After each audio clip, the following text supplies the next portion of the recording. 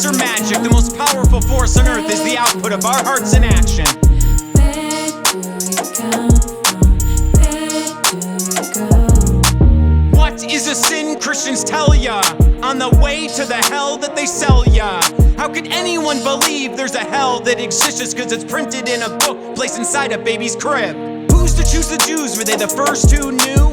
Can you even become new without genes or I-do's? They seem like to read their books and then debate the verses, but that doesn't mean they know where we're headed when it's curtains. I've heard that the Quran implies we're all gods. That's something I can agree with, though it's packaged up with flaws. Yet another religion that includes a hell and heaven. Why preach in ways that threaten instead of offering a suggestion? Hindus believe we go somewhere and then come back again, and Buddhists believe in nothingness, so how did it all begin? Why put such trust in ancient scrolls by those who claim to know, who do not offer evidence of where we come from and where we go?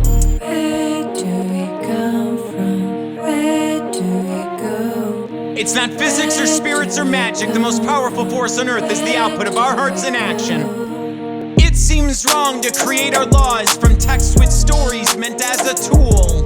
So I hope it's not a crime in our land if I get my teachings from a squirrel. It seems pretty obvious that life's present at conception, though it was also there before, so I would make up an exception. Is it lazy or our best that whenever things get messy, we blindly reach for passages we claim came from the heavens? Why when we cannot decide do we claim faith without a question? I wish someone had talked to me because it took time, tears, and an intention. Not just the violation of my requested circumcision, but to own that I have feelings about what's happening to women. What could be so special about new human beings? To sacrifice the one you love for one that's not yet breathing. Reproduction's not a miracle when even squirrels can do it. And if there is an afterlife, why wouldn't they be there with us? So who's to say when something's sacred? Or who's to decide how someone made this? I just want the truth, though I do believe in something. But if the afterlife's just human, so much for evolution. Where do we come from? Where do we go? It's not physics or spirits or magic. The most powerful force on earth is the output of our hearts in action.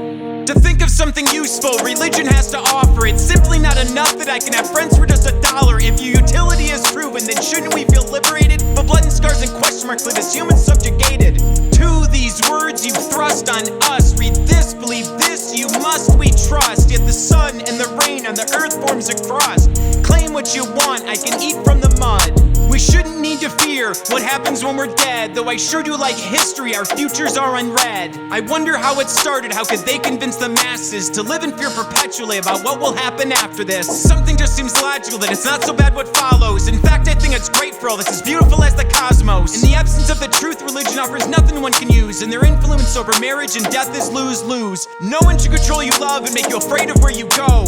People who don't know you shouldn't tell you what to know. I might as well just take the leap and go this way alone, and give my chances to the stars and squirrels who say whatever they want. Just listen when they sing. Where do we go? It's not physics or spirits or magic. The most powerful force on earth is the output of our hearts in action.